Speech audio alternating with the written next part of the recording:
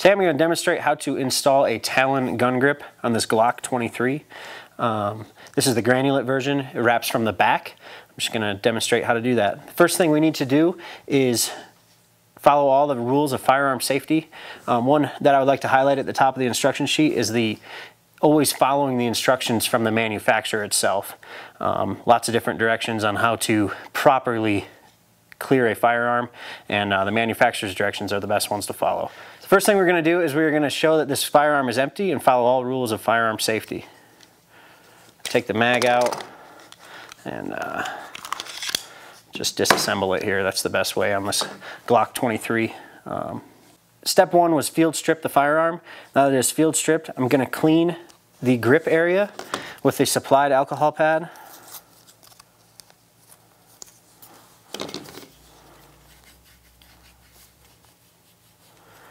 You want to be pretty thorough on this. Clean extra area.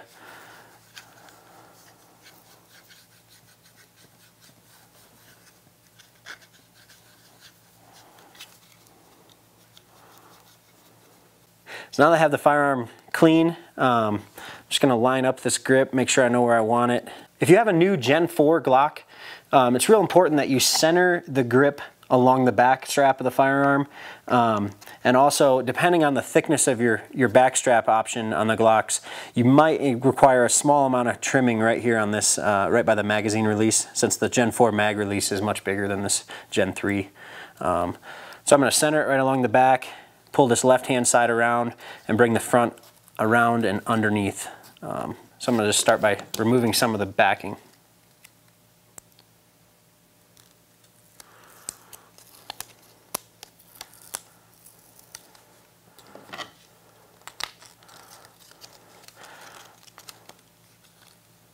So coming right here in the back,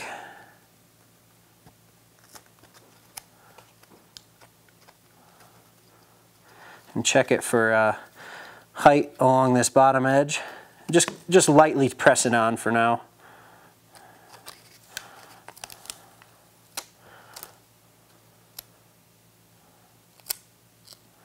And check the right hand side of the firearm too along this edge right here.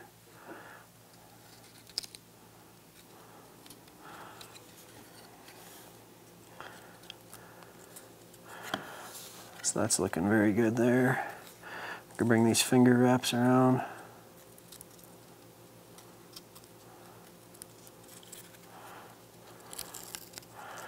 Just peel up this edge lightly.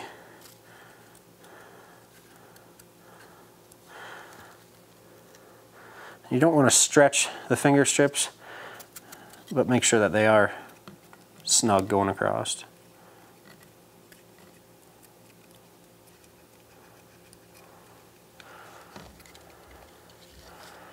So now you kind of have a loose fit on here. You can still adjust it if you need be. Like this finger strap is a little loose.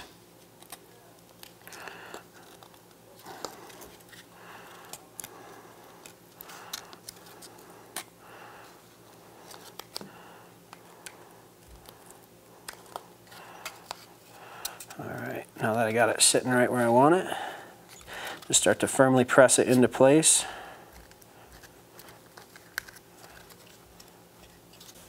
Now that I have the grip right where I want it and I pressed it firmly into place, step 5, it's real important to heat the grip with a hairdryer, or if you have a heat gun, maybe on a lower setting, you can heat it up and press it into place.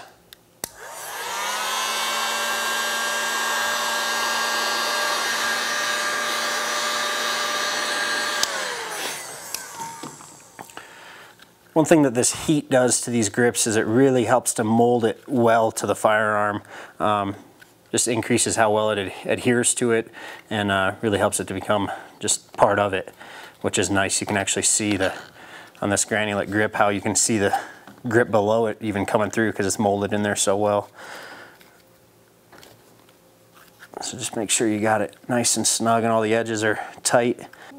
One other thing that I'd like to note is the importance of making sure that the grip never comes in contact with the magazine release, either on this side, on the left-hand side of the firearm on this Glock, and also on the right side. You do not want it to interfere with that at all, as that might cause problems with the operation of the firearm.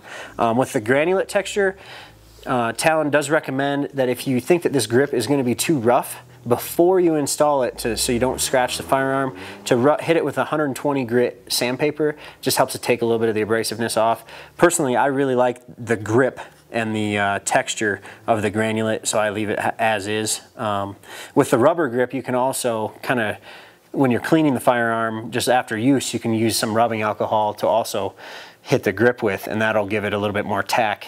We're going to reassemble the firearm, and it's ready for the next day.